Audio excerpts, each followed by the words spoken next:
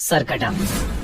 आपने सरकटा के बारे में कई कहानियां सुनी होंगी, मूवीज और टीवीज में देखा होगा, लेकिन इस वीडियो में हम आपके लिए बंगाल में घटी सरकटे की एक सच्ची कहानी लेकर आए हैं। दिवाकर बचपन से ही लखनऊ में पला बड़ा था और वो कई सालों बाद वापस अपने गांव जा रहा था, जो कि वेस्ट बंगाल और बांग्लादेश बॉर्डर के एक छोटे से कोने पर था।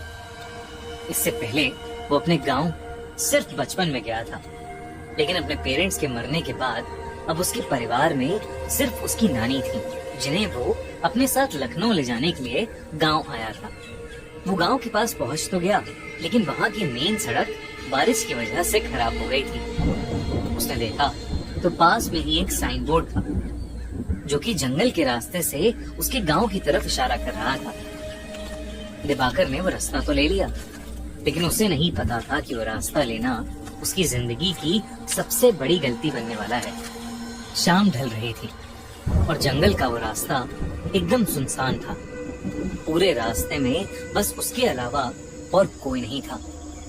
कुछ दूर जाते ही दिवाकर को अजीब सा भारीपन लगने लगा और उसे ऐसा महसूस हुआ कि कोई 10 फीट का आदमी एक झाड़ी के पीछे खड़ा उसकी तरफ देख रहा है।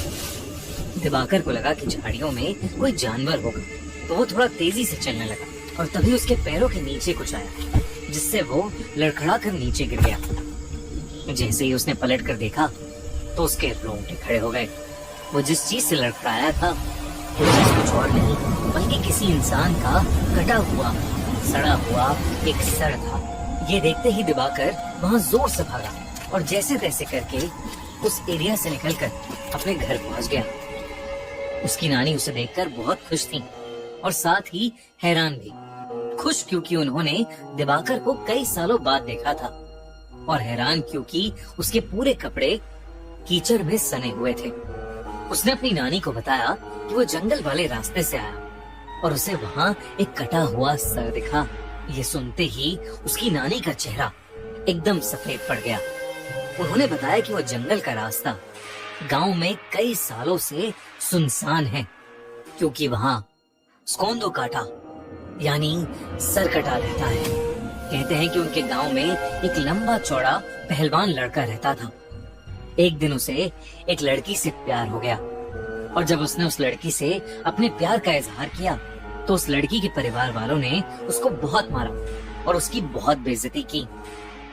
उस दिन के बाद से वो लड़का एकदम पागल हो गया और उसने अपने पागलपन में एक रात उस लड़की को जान से मार डाला। उस लड़की के परिवार वालों ने उसे ये करते हुए देख लिया और उस लड़के को जंगल में ले जाकर उसका सर काट दिया। उन्होंने उस लड़के के सरकटे शरीर को उसी जंगल में छोड़ दिया और कहते हैं कि तब से सरकटे की आत्मा अभी भी उस जंगल में भटकती है और वो अपने बदले की आग में जलता रहता है। कहते हैं कि अगर वो किसी को एक बार दिख जाए तो वो उसे भी मारकर सरकटा बना देता है। दिवाकर ये कहानी सुनकर चौंक गया था, लेकिन उसे इस कहानी पर विश्वास नहीं था। उसने अपनी नानी को कहा कि जो उसने जंगल में देखा वो कोई आत्मा नहीं थी, बस एक मरे हुए आदमी का सर था। उसके बाद वो नानी के साथ खाना खाकर सोने चला गया। जैसे ही आधी रात हुई, दिवाकर को सोते हुए ऐसा लगा कि जैसे कोई धीमी सी आवाज में उसे पुकार रहा है। उसने उठकर देखा तो उसके कमरे में कोई नहीं था। उसे लगा कि शायद उसकी नानी होंगी, पर जब वो उनके कमरे में गया तो वो गहरी नींद में सो रही थी।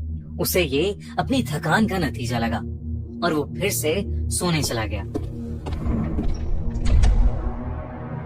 लेकिन उसकी आंख लगते ही उसे फिर से वही आवाज सुनाई दी। दिवाकर ने देखा कि वो उसी जंगल में है और उसके ठीक पीछे एक 10 फुट लंबा आदमी खड़ा है और उसके हाथ में उसका कटा हुआ सर है।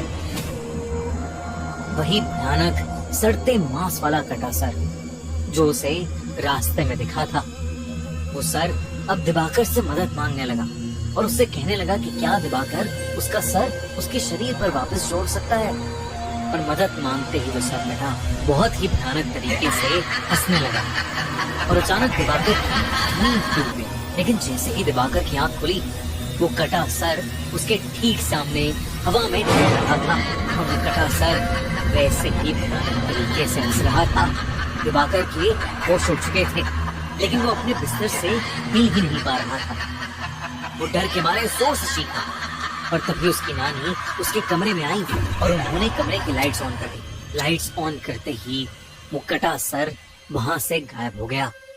जब नानी ने उससे पूछा कि उसे क्या हुआ है, तो दिवाकर ने अपनी नानी से कहा कि उसने बस एक बुरा सपना देखा है। उस रात दिवाकर सो नहीं पाया। उसने गांव वालों से उस सरकटे के बारे में कई किस्से सुने, जिसमें से एक किस्सा ये भी था कि वो सरकटा लोगों से अपने सर को जोड़ने के लिए मदद मांगता है और अगर किसी ने उसका सर जोड़ दिया तो वो पूरे गांव का विनाश कर देगा और जो लोग उसका सर जोड़ नहीं पाते वो उन्हें मारकर अपने जैसा सरकटा बना देता है।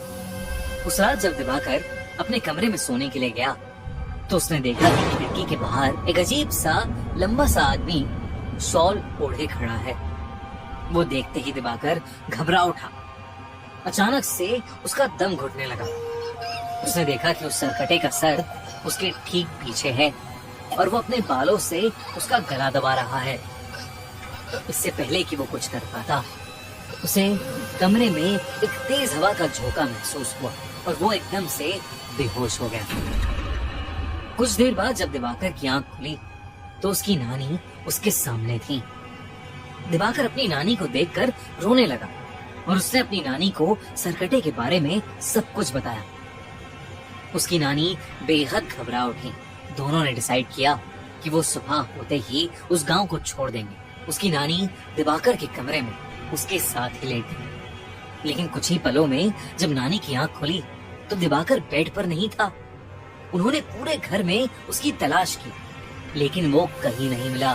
दिवाकर की नानी बहुत ज्यादा घबरा गई, क्योंकि उन्हें डर लगने लगा था कि कहीं वो सरकटा उसे ले तो नहीं गया। उन्होंने गांव वालों से मदद मांगी और वो सब उसे ढूंढने में लग गए। जैसे ही वो जंगल में पहुंचे, उन्हें किसी के जोर से गुर्राने की आवाज आई। तब उन्होंने देखा कि दिवाकर एक बड़ी सी तलवार लेकर खड़ा है।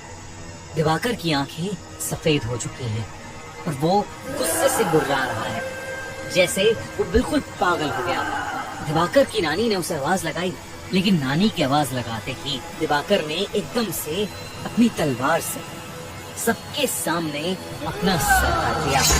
ये देखते ही सब गांव वाले वहां से भाग गए और उसकी नानी वहीं जमीन पर गिरकर रोने लगी। सालों बाद किसी ने सरकटे के हाथों एक मौत देखी थी और इसीलिए उस घटना के बाद सभी लोगों ने उस गांव को हमेशा हमेशा के लिए छोड़ दिया।